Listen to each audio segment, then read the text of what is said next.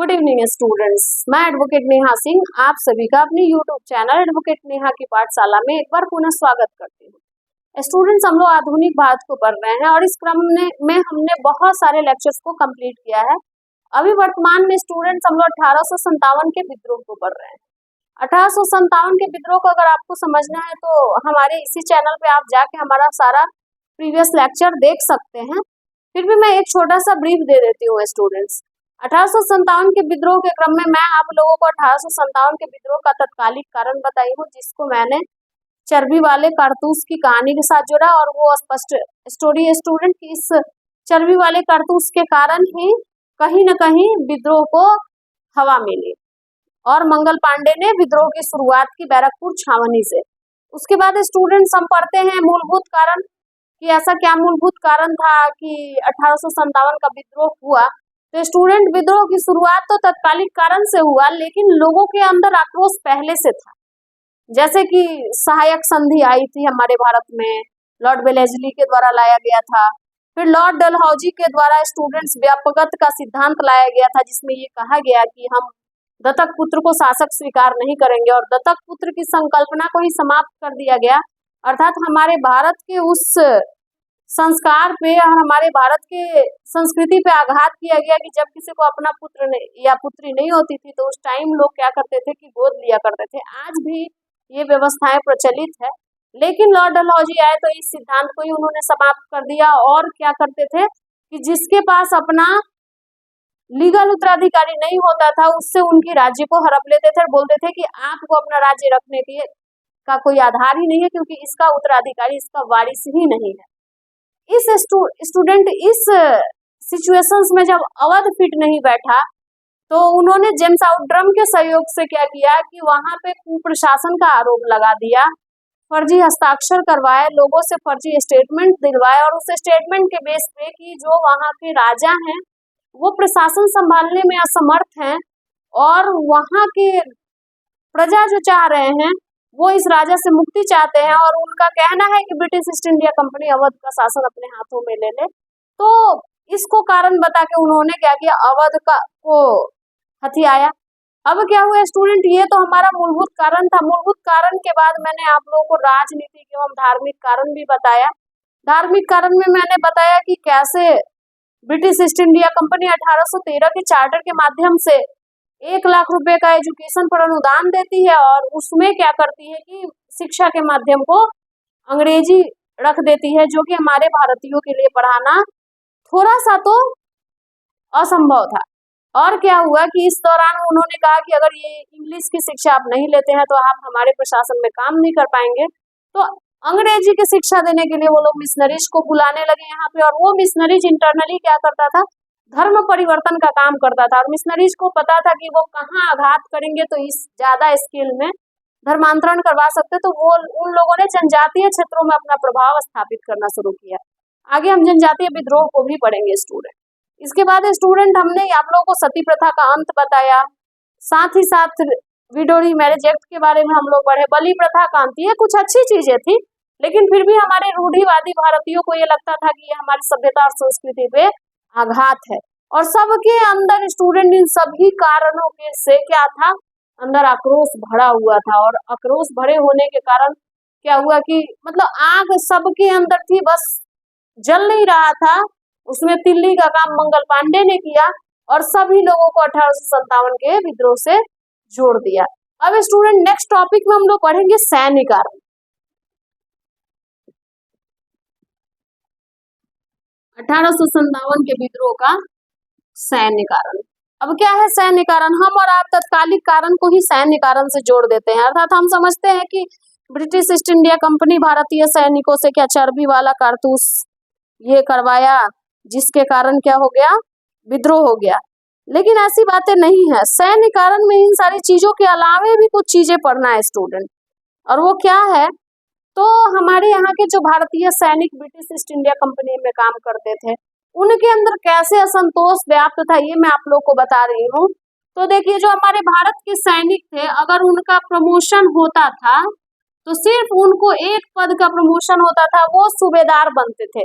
अभी के भाषा में अगर मैं आपको समझा दूं तो यदि आपकी बहाली सिपाही के रूप में हुई है तो आप क्या उससे बस एक स्टेप आगे बढ़ सकते हैं, मतलब आप दरोगा बन सकते हैं, उससे ऊपर नहीं जा सकते हैं। उस टाइम भी ब्रिटिश ईस्ट इंडिया कंपनी में क्या हमारे जो भारतीय सैनिक काम करते थे वो सिपाही से सूबेदार तक ही बन सकते थे। बाकी पदों पे ब्रिटिश ईस्ट इंडिया कंपनी के अपने ही सैनिक थे, अर्थात जो उच्च पद था उस पे क्या था, ब्रिटिश ईस्ट इंडिया कंपनी के अपने सैनिक कार्यरत थे। उसमें आपको क्या बोलते हैं, भारतीय सैनिकों को कोई मौका नहीं दिया जाता। तो ये ऑब्वियसली भारतीय सैनिकों के मन के अंदर गुस्सा भरेगा। अब ये तो गुस्सा का कारण था ये स्टूडेंट, ये जो ब्रिटिश ईस्ट इंडिया कंपनी के सैनिक होते थे या कंपनी वाले होते थे, हमारे भारतीयों को क्या कहते थे, हमारे भारतीयों को निग्गर कहते थे। निग्गर अर्थात ब्लैकमैन, मतलब वो हम लोगों को क्या कहते थे, ब्लैकमैन कहते थे, उन निग्गर बुलाया करते थे। तो ये हमारे लिए एक गाली के टाइप हुआ करता था स्टूडेंट, जिसके कारण भारतीय सैनिकों में असंतोष था। मैंने फर्स्ट लेक्चर में ही बताया था, वेतन में अंतर, अर्थात ब्रिटिश ईस्ट इंडिया कंपनी के जो सैनिक काम करते थे उनको ज्यादा वेतन मिलता था और हमारे भारतीयों को कम मिलता था। और मैं आपको बता देती हूँ, अगर आपको देखना हो तो आप 7 या 8 क्लास की एनसीईआरटी की हिस्ट्री में देख लीजिएगा, उसमें वेतन का वर्णन किया गया है स्पष्ट तौर पे, या तो 8 नहीं तो 7, पहले 8 ही आप देखिएगा हिस्ट्री का एनसीईआरटी की बुक 8 क्लास में ये वेतन में अंतर स्पष्ट लिखा हुआ है, ठीक है। और उस टाइम भारतीय जो सैनिक थे ब्रिटिश ईस्ट इंडिया कंपनी में काम करते थे 1857 के विद्रोह के दौरान या उससे पहले, उनको मात्र 7 रुपया और 27 रुपया दिया जाता था वेतन के तौर पे। तो ये वेतन में अंतर था जो कि किसी को भी आक्रोशित करेगा। अब आप खुद सोचिए कि आप भी उतना ही काम कर रहे हैं सेना में जितना ब्रिटिश ईस्ट इंडिया कंपनी के सैनिक कर रहे हैं, और वेतन फिर डिफरेंट हो जाएगा तो आपका भरण पोषण कैसे चलेगा। इतना ही नहीं है स्टूडेंट, 1854 ईस्वी में 1854 ईस्वी में पोस्ट ऑफिस एक्ट आया।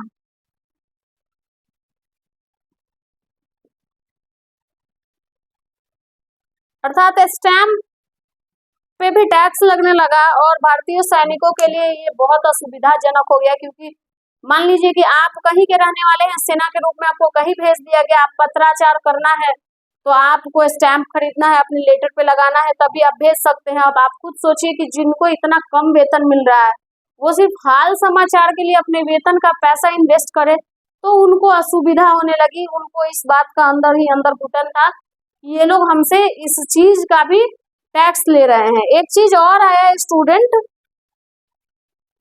अब इस एक्ट के तहत जो भारतीय सैनिक थे उनको डाक खर्च देना पड़ता था, अपने फैमिली को अगर चिट्ठी भेजना है, अगर फैमिली से बातें करनी है, क्योंकि फोन का तो टाइम था नहीं, आज की तरह व्हाट्सएप इंस्टा तो था नहीं कि लोग मैसेंजर फेसबुक सभी के माध्यमों से आज जुड़े हुए हैं सबसे, तो वो लोग इस एक्ट के माध्यम से उन पे क्या लगा दिए, उन पे डाक खर्च देने का एक कानून ही बना दिया। उसके बाद क्या हुआ, जनरल सर्विस एस्टेब्लिशमेंट एक्ट आया, अर्थात सामान्य भर्ती अधिनियम 1856 में।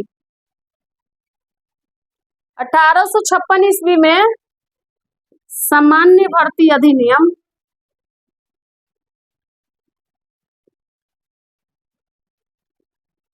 मतलब भारतीय सैनिकों के लिए इस अधिनियम को लाया गया।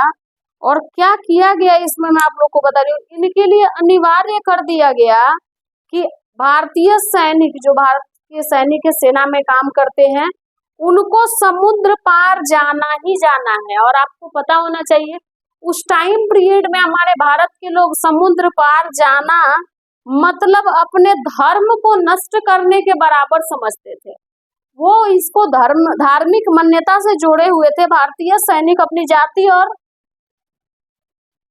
धर्म से समझौता करना पसंद नहीं करते थे। वो बोलते थे कि हम समुद्र पार जाएंगे, उस पार जाने का मतलब अपना धर्म नष्ट करना था।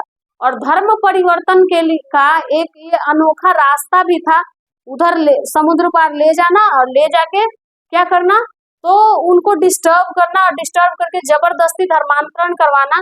तो अपनी धर्म की रक्षा के लिए कि हम नहीं जाएंगे इस एक्ट के बाद भी, तो अब मान लीजिए जिनको रोजगार चाहिए, जिनको अपने भरण पोषण के लिए पैसे चाहिए, इन लोगों ने भू राजस्व की दर को इतना बढ़ाया कि किसानों ने जमींदारों से क्या किया, अपने जमीनों को बेच दिया। अब इनके पास काम करने के अलावा तो कुछ चीजें बची नहीं, तो ये इस सेना में काम करने लगे। और सेना में काम करने लगे तो सेना ने इस अधिनियम के तहत नियम बना दिया कि आपको समुद्र पार जाना है। अब ये समुद्र पार नहीं जाना चाहते थे, क्योंकि इन्हें ये लगता था कि समुद्र पार जाने का मतलब है धर्म भ्रष्ट करना अपना। उसके बाद इसके कारण इसमें और क्या नियम लाया गया इस एक्ट में स्टूडेंट, कि आप अपनी जाति और धर्म से संबंधित चिन्ह का प्रयोग नहीं कर सकते हैं। और मैं आपका एक एग्जाम्पल दे रही हूँ। हमारे देश में क्या था कि ये जाति धर्म का भेदभाव कुछ ज्यादा ही था। मैं आप लोगों को एक युद्ध के टाइम में ले चलती हूँ। जब बाबर भारत पे आक्रमण किया था तो राणा संगा से इसका एक युद्ध हुआ था। उस युद्ध में स्टूडेंट जब वो रात में भ्रमण कर रहा था तो उसने देखा कि जो राजपूतों की सेना है उस सेना में अलग अलग धुएं उठ रहे हैं। तो उसने अपने सैनिकों से पूछा कि पता लगाओ तो कि आखिर अलग अलग आग क्यों जल रहा है। तो सैनिक जब पता लगाया तो पता चला कि उस टाइम पीरियड में सबके लिए अलग अलग खाना बन रहा था। अर्थात जो ब्राह्मण थे उनके लिए अलग, जो क्षत्रिय थे उनके लिए अलग, जो वैश्य थे उनके लिए अलग, जो शूद्र थे उनके लिए अलग। तो वो बाबर वही स्पष्ट कर दिया कि हम इस युद्ध को जीत जाएंगे। क्यों? क्योंकि जब इनके में ही मतभेद है तो इनको परास्त करना आसान है। तो इन्होंने क्या किया, ये खैर एक अच्छी चीजें थी, सेना में ये सारा भेदभाव नहीं होना चाहिए। आज वर्तमान में नहीं है ये चीजें, जो कि बहुत अच्छी चीजें हैं। आज तो बहुत जगहों पे सुधार हो चुका है, जाति धर्म को अलग रख के कार्य किया जाता है। तो इन्होंने नियम बनाया स्टूडेंट की आप जाति और धर्म से संबंधित प्रतीक चिन्ह का प्रयोग नहीं करेंगे। तो उस टाइम जो हमारे रूढ़िवादी भारतीय थे जो सेना में काम कर रहे थे उनके लिए क्या था, ये बहुत बड़ा अपमान था। तो पहला था पोस्ट ऑफिस एक्ट था, फिर धार्मिक और जाति चिन्ह का प्रयोग नहीं करना था,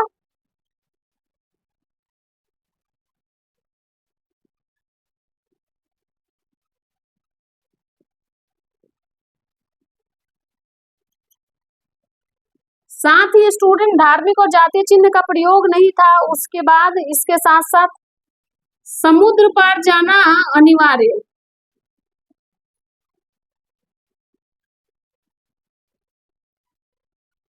किसको? तो भारतीय सैनिकों को। और भारतीय सैनिक को ये लगता था कि समुद्र पार जाएंगे तो इनका धर्म नष्ट हो जाएगा। तो ये कुछ प्रमुख सैन्य कारण थे। इसके अलावा भी मैं आपको कुछ सैन्य विद्रोह बताऊंगी जो 1857 के विद्रोह को क्या करता है,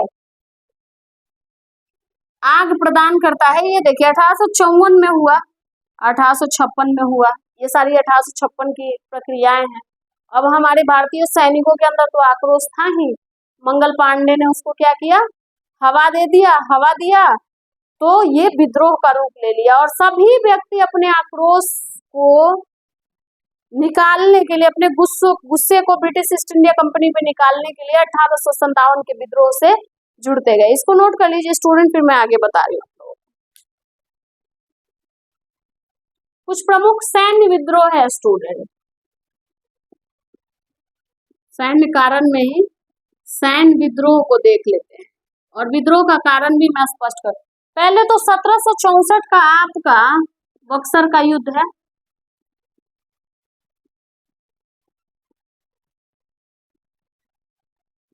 आपको नहीं क्लियर होगा तो आप प्लेलिस्ट में जाके बक्सर के युद्ध को देख सकते हैं, मैं आप लोगों को पढ़ा चुकी हूँ। बक्सर के युद्ध के दौरान क्या हुआ था स्टूडेंट, ये पहला विद्रोह था बक्सर का युद्ध जिसमें भारतीय सैनिकों ने ब्रिटिश ईस्ट इंडिया कंपनी के सैनिकों पे आक्रमण करने से मना कर दिया था। कारण क्या था स्टूडेंट की, ब्रिटिश ईस्ट इंडिया कंपनी में भारतीय सैनिक भी थे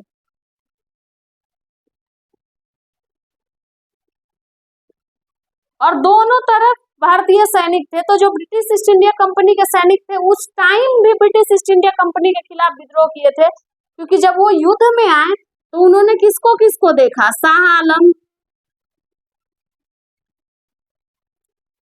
अवध के नवाब शुजाउद्दौला और मीर कासिम।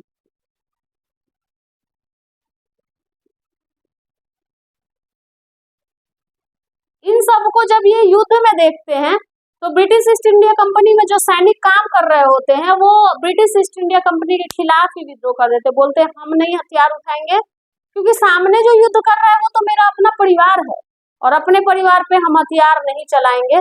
तो वो एक पहला छोटा सा ब्रिटिश ईस्ट इंडिया कंपनी का के सामने विद्रोह था। वो एक बड़ा स्वरूप तो नहीं लिया, उनको युद्ध करना पड़ा, क्योंकि उन ब्रिटिश ईस्ट इंडिया कंपनी में जो सैनिक भारतीय थे उस दौरान उनका कहना था कि हम अगर हथियार चलाते हैं तो सामने अगर जो मरेगा वो हमारा ही कोई देशवासी मरेगा। तो वो वहां पे एक छोटा विद्रोह किए, लेकिन वो विद्रोह उनका सफल नहीं रहा, क्योंकि वो अपनी रोजी रोजगार के लिए उस सेना में भर्ती हुए थे। उसके बाद आपको मैं बता रही हूँ 1806 का बिल्लोर विद्रोह।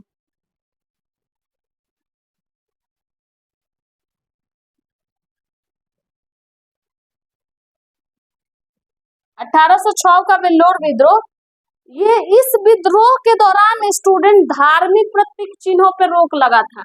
अभी मैं बताई ना कि वो उन्होंने कानून बना के रोक लगाया, यहाँ धार्मिक प्रतीक चिन्हों पे पहली बार रोक लगा था।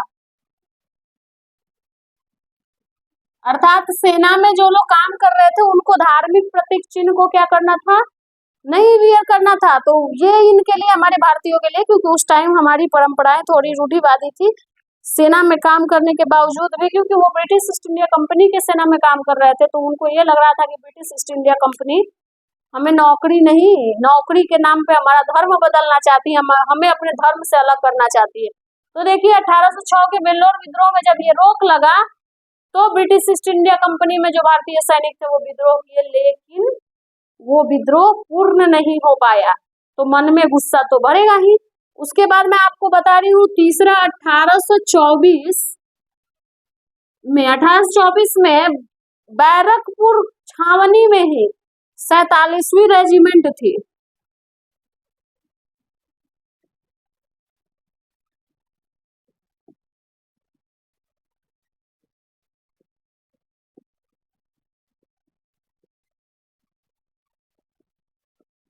बैरकपुर कंटोनमेंट में जो 47वीं रेजिमेंट थी, वो 47वीं रेजिमेंट के सैनिकों ने विद्रोह कर दिया, क्योंकि उस time British east India company इनको डायरेक्ट की थी कि आपको बर्मा जाना है। और उस टाइम जो हमारे भारतीय सैनिक ब्रिटिश ईस्ट इंडिया कंपनी में काम कर रहे थे वो बर्मा जाने से इनकार कर दिए, क्योंकि बर्मा क्या था, उस मतलब अभी भी बर्मा क्या है, विदेशी है, जगह है जहाँ जाने के लिए वो लोग समझते थे कि हमारा धर्म भ्रष्ट हो जाएगा। तो वो बर्मा जाने से इनकार किया और एक छोटा सा विद्रोह इन लोगों ने किया और इनकार कर दिया कि हम नहीं जाएंगे। और उस टाइम का जो विद्रोह था बाद में रूप लिया, लेकिन शुरुआत 1824 में इन्होंने कर दिया। फिर एक 1844 का टाइम पीरियड है स्टूडेंट, ये फिर 64वीं रेजिमेंट था।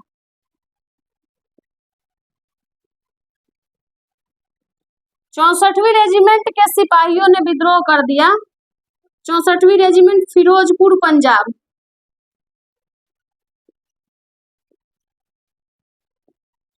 यहाँ के सैनिकों ने भी विद्रोह कर दिया। तो आप अभी देखे कि जैसे जैसे धीरे धीरे ब्रिटिश ईस्ट इंडिया कंपनी अपना पैर फैला रही थी, देखे मैंने आप लोग को क्या बताया कि व्यापार से साम्राज्य तक के कॉन्सेप्ट में आए। अगर आपको अभी भी नहीं समझ आया तो हमारे सारे लेक्चर को शुरू से आप जरूर देखिए।